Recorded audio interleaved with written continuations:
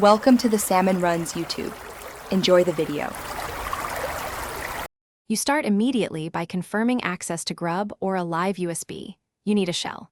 First, run ls to list devices and find the boot partition because Grub must know where modules and configs live. Next, set the root to that partition and set prefix to /boot/grub so Grub finds its files. Once done, load normal module and config.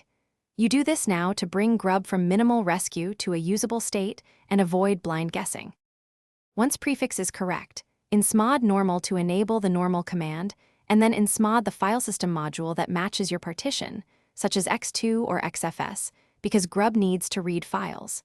Then either run config file /boot/grub/grub, cfg to load the full menu, or use Linux with the kernel path and root equals argument followed by initid and boot. Make sure kernel and initramps names match what ls shows. If they do, boot will start. After you successfully boot, immediately make the fixes persistent. Run sudo update grub to rebuild Grub. Cfg and sudo grub install to write Grub to the disk mbr or EFI. If Grub, cfg was missing, you should regenerate it with grub mkconfig. If boot still drops to rescue, check UUIDs with blkid and compare to /etc/fstab and grub. CFG, mismatched identifiers prevent root mounting. One key troubleshooting tip. If